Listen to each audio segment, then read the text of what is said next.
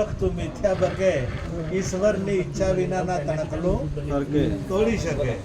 ઈશ્વરની ઈચ્છા વગર કઈ થતું નથી. આપણો પ્રત્યક્ષ પ્રમાણ છે. આ પ્રત્યક્ષ આજનું જ પ્રત્યક્ષ પ્રમાણ છે. આજનું જ આ પ્રત્યક્ષ પ્રમાણ છે કે આપણું ધાર્યું થતું નથી, પરંતુ એક આપણું ધાર્યું થાય છે. આપણું ધાર્યું એક થાય છે કે તમારે કર્મ કેવું કરવું ને એ તમારું ધાર્યું થાય. ભલે તમે જે આદરો છો એ આ તો આદરે અધૂરા રહે. આદરા અધૂરા રહે. હરી કરે શું હોય. પણ તમારે જે કર્મ કરવું છે, પ્રભુનું ભજન કરવું છે, તો તમારા હાથની વાત તો ખરી ને. ભજન કરવું છે તો તમારા હાથની વાત. હવે કદાચ એમ આપણે એક વાત એમ થઈ કે આપણું ધાર્યું થતું નથી, પણ ભજન કરવું હતું તો ભલે સૂક્ષ્મ તો સૂક્ષ્મ ભજન કરવું હતું એટલે ભજન તો થયું. એટલે જો તમારી મજબૂત તમારો વિશ્વાસ હોય, તમારા અડગતા હોય, તો એમાં આપણને સફળતા મળે ને. ભલે થોડા ઘણો ફારફેર થઈ જાય પણ સફળતા મળે જ છે. અત્યારે આપણે મોટું આયોજન કરવાનું હતું, પરંતુ નાનું મૂળ ભજન થયું અને પ્રસાદ તો બધા લઈને ગયા જ છે કે. એટલે આપણે જે કરવું હતું, પ્રસાદ લેવડાવવાનો હતો, એ પ્રસાદ બધાએ લીધો. એટલે તો આના જેના અને અહીંયો જેના ભાગ્યમાં હતું એ અહીંયો આવ્યા. જેના ભાગ્યમાં હતું, જેના ખાતે હતું, કીધું કે ભાગ્યહીન કો મિલે નહીં, ભલી વસ્તુ કો ભોગ. ભલી વસ્તુનો ભોગ ભાગ્ય વગર મળતો નથી. એટલે જેના ભાગમાં હતું, જેના ભાગમાં હતું, એ અત્યારે અહીંયા આપણે બેઠા છીએ. એમ પરમાત્મા દરેકના ભાગમાં છે, પરંતુ તમે જો કદાચ એ મહેનત કરો તો તમારા ભાગમાં. આપણે અત્યારે વાવાઝોડું આવ્યું એટલે ઘણા પાસા પણ વળ્યા વચ્ચે થા.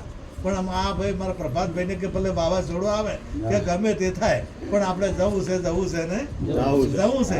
એટલે કહેવાનો મારો ભાવે કે આપણો અડગ વિશ્વાસ હોય તો આપણે 100% આપણું જે લક્ષ્ય પરમાત્મા તરફ હોય અને પરમાત્માની પ્રાપ્તિ કરવાની આપણી ઈચ્છા હોય. તો 7 ભૂમિકાઓ જ્ઞાનની કીધી. પ્રથમ શુભ ઈચ્છા, આપણી ઈચ્છા મજબૂત. પછી બીજી શુભ વિચાર.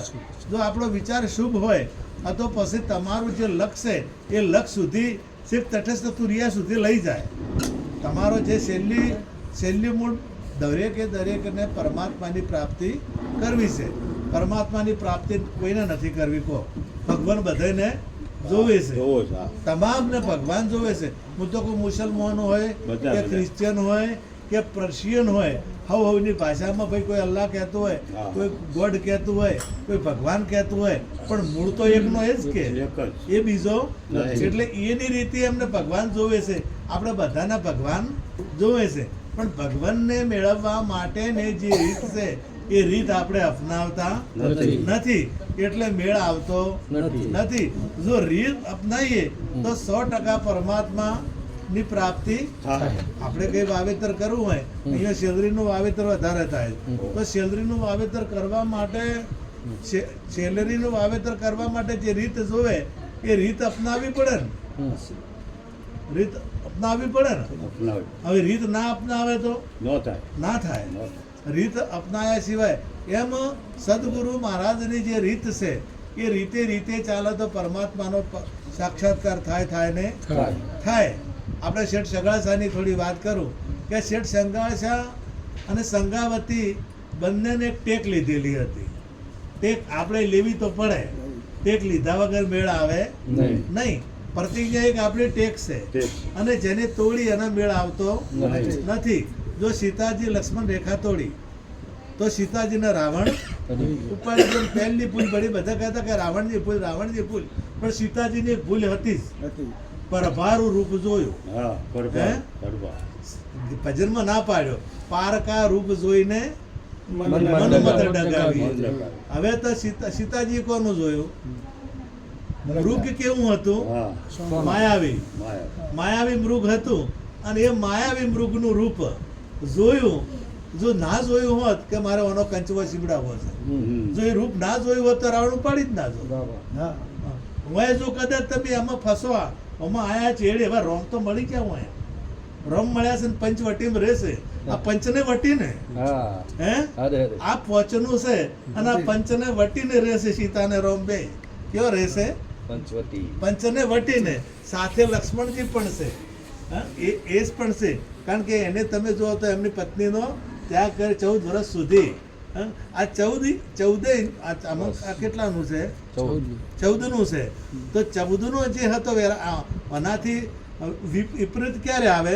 ઉપરથી ક્યારે આવે? કારણ કે તમામ જે વૃત્તિઓ છે એ વૃત્તિઓ પરમાત્મામાં જો કદાચ લાગી જાય તો ઉપરથી થાય. તો જે 14ની જે આપણી વૃત્તિઓ જે ભટકે છે, જે જ્ઞાનેન્દ્રિય 5 જ્ઞાનેન્દ્રિયો છે એ વૃત્તિઓ થયો જ છે, બીજે નથી. અને ઉપરથી પરમાત્મામાં થાય. તો હવે એમણે આ તમામ છોડ્યું છે ને, તમામ છોડ્યું. આ તમામ જે છોડે એ રામની સાથે રહી શકે. અને એને વૈરાગ્ય કીધું. વૈરાગ્ય એટલે ઘર બહાર છોડીને જવાની વાત કરી નથી, એને કીધું. હવે એ રામ સાથે છે, તો એની જ લક્ષ્મણ રેખા દોરી છે, એને દોરી છે કે આનાથી બહાર જવું નહીં. હું એ આપણને સમજાયું છે કે આ જે છે ને દ્રષ્ટિ, એ દ્રષ્ટિ છે પેલું માયાવી મૃગલાનું રૂપ ના જોવે. સદગુરુ મહારાજે આપણને અહીંયા લઈ ગયા, આમ તો એટલેથી અહીંયા લઈ ગયા કે એ ના જોવે, અને એ જોયું એટલે પછી આ પેલો લઈ ગયો. એ જોવાની ના પાડી. એટલે જે આખ્યાનું કરેલું હતું, વૈરાગ્ય તો આવ્યું હતું, પણ પાછી આ ફસાણી રૂપમાં સુરતા ફસાણી અને ડખો છો.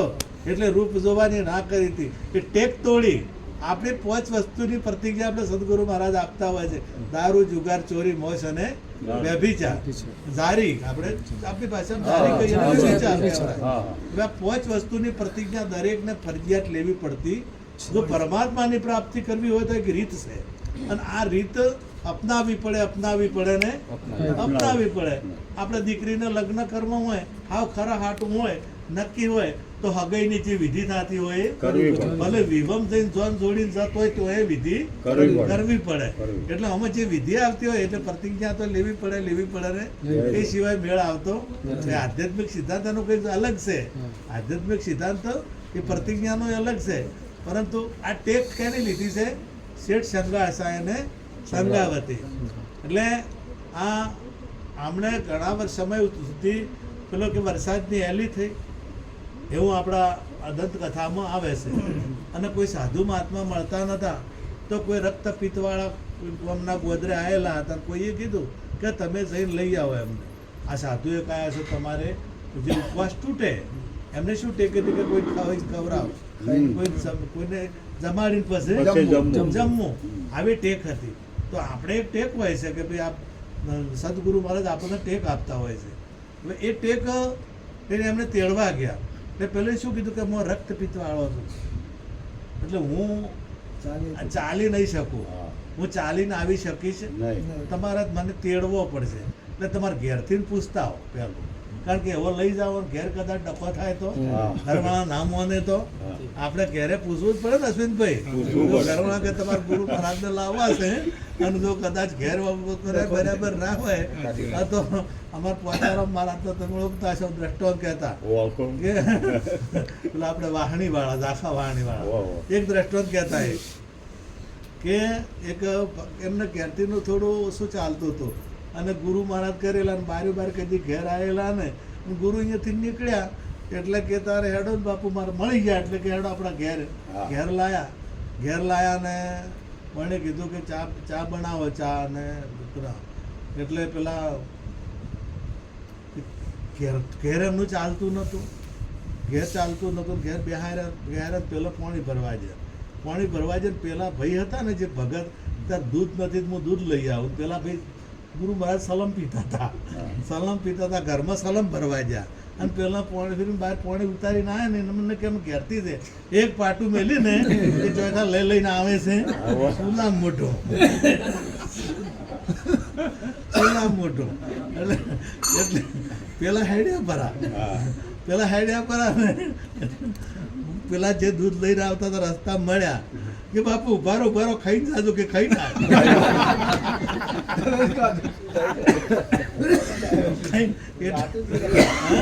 કે હું ખાઈને જ આવ્યો છું. કારણ કે પેલી ભાષા તો હોય ને જમીન આવ્યો પ્રસાદ લઈને તો હારી જ વાપર્યું. એટલે કહેવાનો કે આ જો ઘેર ના ચાલે કે પૂછી ના પેલો અને તો એને લઈ ના આવે, કારણ કે હું હેડી ને કહું હવે આ બે જણા આયા તેડવા તે અને તમારે તેડી તમે જેવા ગુરુ લાયા બધાને રક્તપિત્ત વાળા આ શેનું છે આ રક્તપિત્ત વાળું છે અને અહીંયા તેડ્યા વગર ગુરુ આવતા પંકજભાઈ આવે ના આવે ગુરુને તેડવા પડે અને તેડ્યા સિવાય કોઈ દાડો આવે જો તમે તેડો ના ને તો તમે આવે આ ભીખુરો અમને મેં તેડ્યા હતા જ આયા હે આત્મારામ મહારાજને તેડ્યા હતા જ આયા તેડો તારા આવે ને એટલે ગુરુ મહારાજને તેડવા પડે હવે તેડીને લાયા હોય લાયા ને પછી વસમાં શું કહે છે કે હવે હામાં હેડો મને દુઃખ થાય છે અને આયા ચેડજો હામાં ના હેડે તો ગુરુ દુઃખ થાય કે ના થાય થાય ગુરુને એટલે હરખું રહેવું પડે અને ના હરખા રહે તો મેળ આવે નહીં એટલે પછી એમણે કીધું કે મારે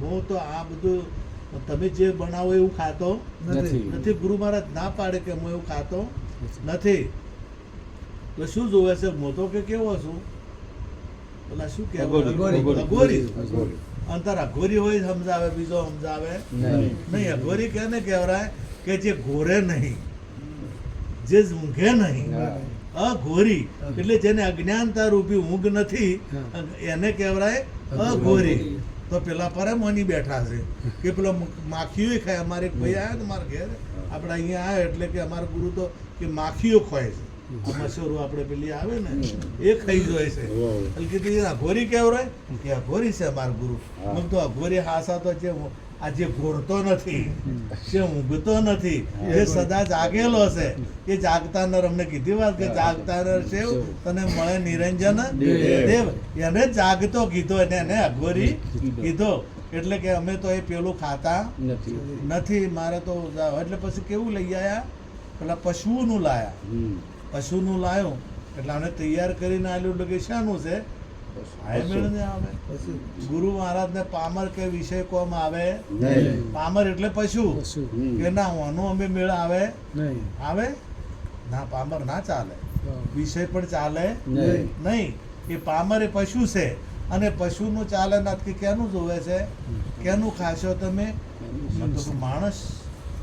માણસનું ખાઈએ માણસનું મનુષ્યનું બીજા કોઈનું ચાલે હા અને મનુષ્ય તો બીજો કોણ આવે હવે મને કેને ગોતો ચેલૈયાને ખબર પડી એટલે આ દોડતો આવે છે વચમાં ઉભા રાખે બીજા ઉભો રે તું જાય મત ને તને એ મારવાનો છે બોલો શું કહે છે કે ભાગુ તો મારી ભોગકા લાજે ભૂમિ ન ચાલે ભાર મેરામણ માઝા ના મૂકે ચેલૈયો સત ના ચૂકે ચેલૈયો હોય દોડતો આવે જે ચેલૈયો હોય ને ગમે એમ વચમાં ચાલે ને બીજા પકડે ને પેલા એ ના જબરાય હા એ તો આ તો નિરોત વાળા છે કબીર વાળા છે આ હોય ના જબરાય પણ પેલો ચેલૈયો છે પાછો પડે હા ચેલૈયો એટલે સમજાય છે ને હે ચેલૈયો કોઈ દાડો પાછો પડે નહીં એ દોડતો આવે કે હવે તો ભાગું તો મારી ભૂમિકા લાગે મારી ભૂમિકા કઈ છે અને હું શિષ્ય બન્યો છું હું સેવક છું અને અહીંયા હું બીજો કોણ આપે તાર બીજું મારે જે માગે માથું માગે તો માથું આપવું છે એને કહેવાય ચેલૈયો અને એ કોઈ દાડો પાછો પડે નહીં હવે આ દોડતો આવ્યો એટલે મને શું કર્યું છે મસ્તક ઉતારી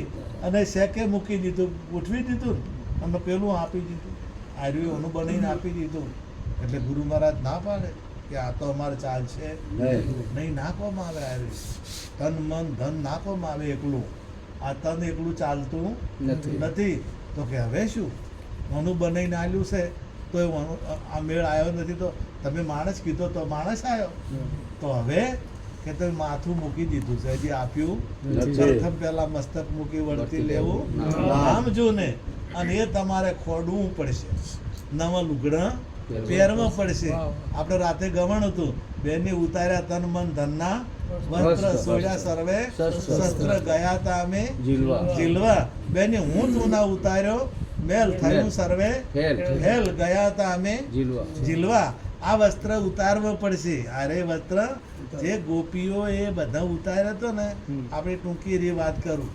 જમનાજીમાં નાવા ઝાડ પડ્યા તો ભગવાન બધા વસ્ત્રો લઈ કદમના ઝાડ ઉપર ચડી ગયા અને ઝાડ ઉપર ચડી ગયા એટલે ગોપીઓને બહાર નીકળવું હતું તમે એક વિચાર કરો કે જે ગામમાં હુળ શું હોય કે હુળ હોય કે 16,000 હોળ ગણો ને આપણે, હોળ એક જ જેવડી ઉંમરની દીકરીઓ નાતી હોય તો એ ડોહાન ડોસ્યું હોય કે ના હોય? હે, ડોહા હોય કે ના હોય? તો હવે જમનાજીના કે એક ડોહો નથી, એક ડોશી નથી, બીજું કોઈ નથી, કેવળ ને કેવળ ગોપીએ સિવાય કોઈ છે નહીં. ગોપીઓ જ છે બધી. હવે ગોપીનો અર્થ શું થાય? સુરતા કો, હેલી કો, સાહેલી કો, અને હાવ હાદી ભાષા ભગત એટલે ગોપી. જે ભક્ત છે એ ગોપી છે, અને એ ભક્ત છે એ ભગવાન કોઈને વસ્ત્ર લઈને જાતો ના રહે એને ભગવાન કહેવરાય. તમારે કોઈ દીકરી નાતી હોય અને વસ્ત્ર પડ્યો હોય અને તમે લઈને જતા રહો, તમે કેવા કહેવરો? તમે હારા ગણો? હે, અને તાર પેલા હોળનો હોળ હોય કે હોળચો હોય એને લુગડો લઈને જતા રહેશે, અને તોય આપણે ભગવાન કીધા છે તો ભગવાન એવું કરે? ભગવાન એવું કરે નહીં. પણ એ આખું સિદ્ધાંત અલગ છે. ગોપી એટલે તમામે તમામ ભક્તની વાત છે, અને જેને તન મન ધન રૂપી વસ્ત્ર ઉતાર્યું છે, તન મન ધન રૂપી વસ્ત્ર ઉતાર્યું છે. હવે બહાર નીકળવું છે, પણ શહેરમાં કઈ રીતના નીકળે? નીકળાતું નથી.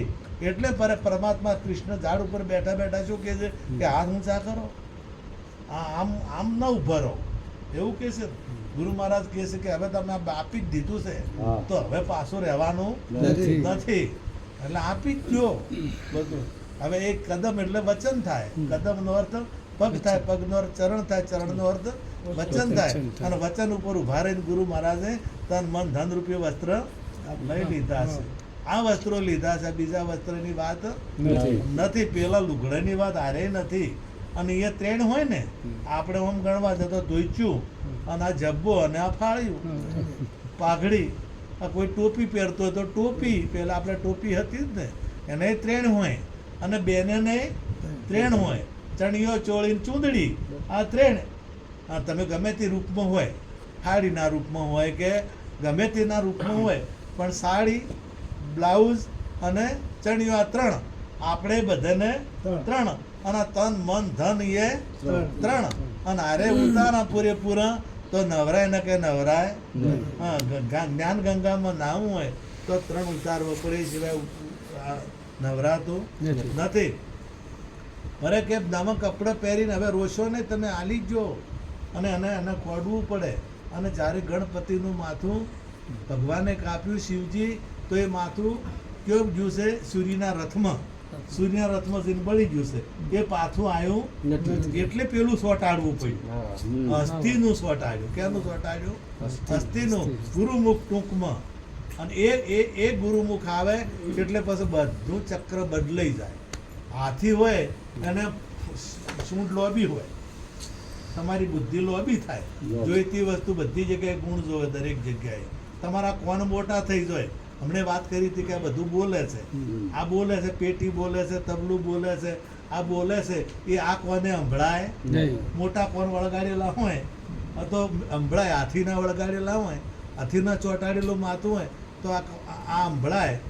હવે આ બોલે છે, આપણ કદ કોઈ ગોડા ગણે, આ સોફો બોલે છે એમ તો ગોડા ગણે, પણ આ બોલે છે, વાત સાચી છે, પણ આ કોને સંભળાતું? એ તો જેને પેલું ગણપતિને હાથીનું વળગાડ્યું, એનું ચોંટાડ્યું ને એને બોલે છે, એને સિવાય બોલતું. એટલે આ નવા વસ્ત્રો પહેરી અને આ ખોડ્યું છે, અને પછી પૂછે છે, તૈયાર કરીને લાવ્યું કે હવે કોઈ છે તમારે ચીડી? અમારે તો એકનો એક હતો. ભક્તને પૂછું કે હવે કોઈ વધ્યું? હા, હવે કોઈ વધે કોઈ નહીં. રહી રહીને સુરતાની સંગાવતીની યાદ આવ્યું, રહી રહીને મોડું યાદ આવ્યું કે મારા 6 મહિનાનો ગર્ભ છે. અને એટલું કહેતા પહેલ ગુરુ મહારાજ ભગવાન થઈ ગયા. જે રક્તપિત્ત વાળા હતા એ ભગવાન થઈ ગયા, અને ચેલૈયો સજીવન થઈ ગયો, ચેલૈયો હાજો થઈ ગયો. તો અમે મરેલો થતો ને, માથું કાપીનો હશું તો મરેલો હતો.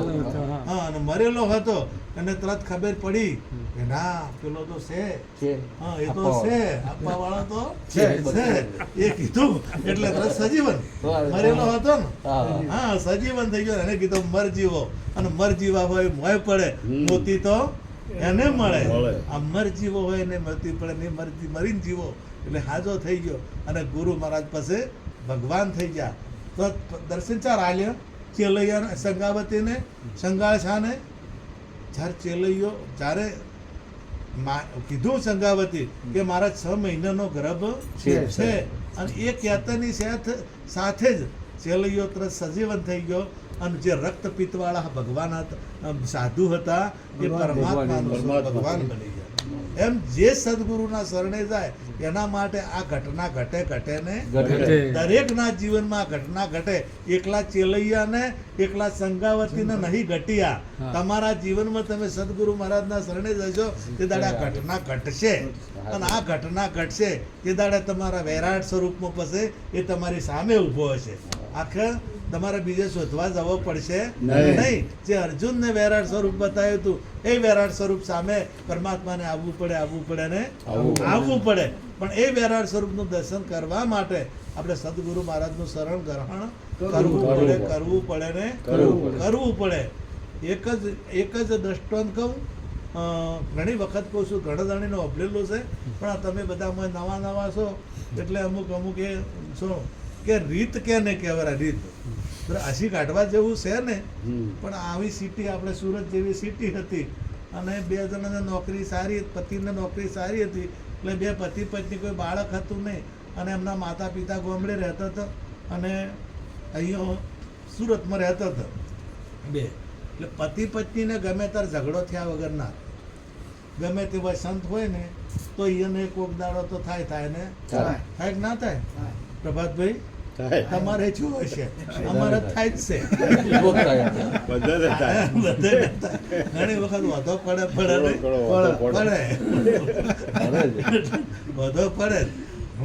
મને રીહ નહીં થાય, અબોલાય થાય. આ બે પેલા ભાઈને નોકરી સારી હતી અને મને અબોલા છે. બોલ પ્રેમ તો છે પણ ઈગો નડે છે, અહમ નડે છે. ભાઈના મનમાં એમ કે એ પહેલી બોલે અને ભાઈના મનમાં એવું કે એ પહેલા બોલે. એ કઈ બોલતા નથી, 2-3 દિવસ નીકળી ગયા એટલે હવે વ્યવહાર તો ચલાવો ને, કંઈક કરી કંઈક લાવવું હોય, કંઈક કહેવું હોય તો શું કરે?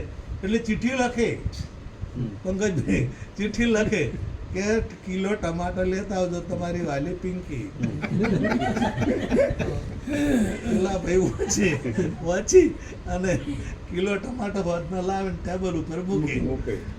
એને કોકોમાં એટલે એ લખે કે કાળો પેન્ટ ને વ્હાઈટ બુશર્ટ ધોઈ દીધે તારો વાલો પિયુષ મૂકી દે.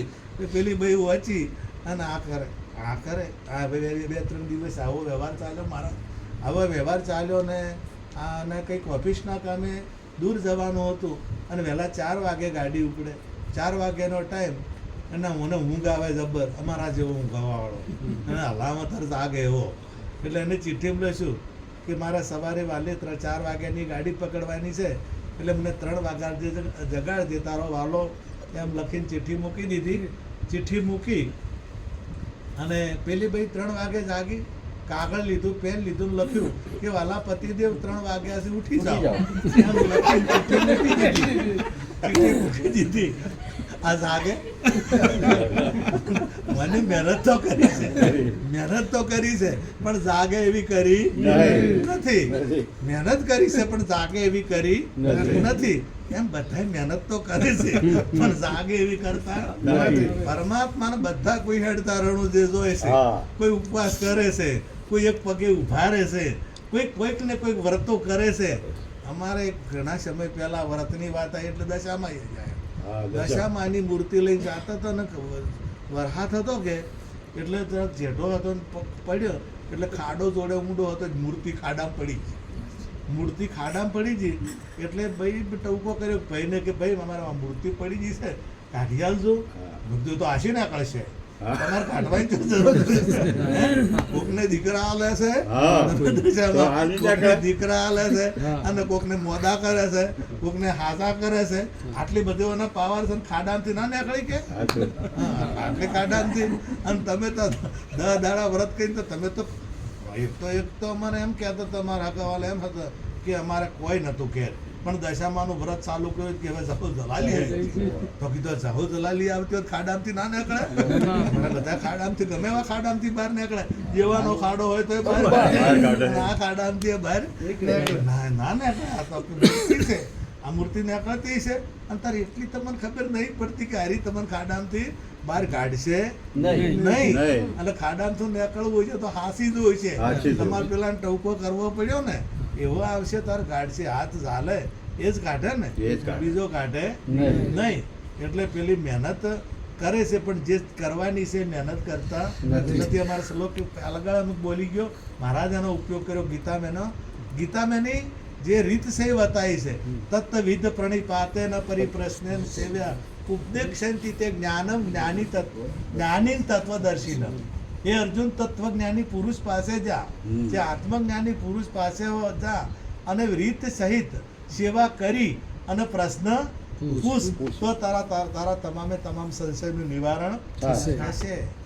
એક બાજુ એવું કીધું ભગવાને, તું તારો મિત્ર ને તું તારો વેરી, તું તારો શત્રુ અને તારા વડે તું તને તારી શકે, બીજો કોઈ તારી શકે તો એમાં પ્રશ્ન ઉભો છે કે એક બાજુ તમે એવું કહો છો કે તત્વજ્ઞાની પુરુષ પાસે જા, એક બાજુ કે એવું કહો છો કે તું જ તારા વડે તને તારી શકે, બીજાની કોઈની તાકાત નથી.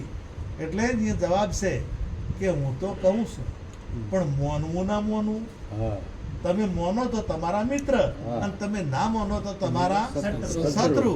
તમે ભગવાનની વાત માનો તો તમે મિત્ર છો તમારા, અને તમે ના માનો તમે તમારા શત્રુ. આ જે શાસ્ત્રો છે, ગ્રંથો છે, એ ભગવાનની વાણી છે, એ સંતોની જે વાણી છે એ વાણી આપણે માનીએ.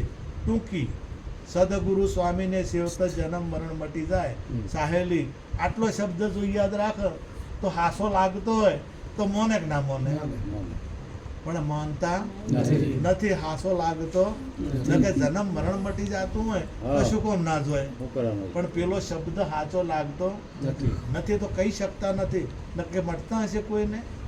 એક જણો મન કે કીધા આ સુધી કોઈને કઈ વેરાળ સ્વરૂપનું દર્શન કર્યા જ નથી. કીધું બધાયની કઈને ગુરુ શરણે જાય, બધાયની છે પણ તમારે દ્રષ્ટિ નથી, તમને નહીં દેખાતું તો અમે શું કરે? તમારે દ્રષ્ટિ મેળવવી પડશે. એટલે મહેનત બધાએ કરે છે. હવે પેલી બઈએ મહેનત કરી, મને શું કરવાનો હતો? હલાવવાનો હતો, દગાડવાનો. તાર જાગે કે હા, પણ મને ચિઠ્ઠી મૂકી, મહેનત કરી પણ મેળ આવ્યો નહીં. એમ બધો જગતના જીવાત્માઓ મહેનત કરે છે પણ પરમાત્મા સુધી પહોંચાડવાની મહેનત કરતા નથી. આટલું કહી અને મારી વાણી વિરામ આપું અને આપણે ભીખુરામ મહારાજ બાકી છે એટલે સરસ ભજને ગાશે. અને ગોય છે સારું, એ ગોય મને બહુ ગમે છે. સદગુરુ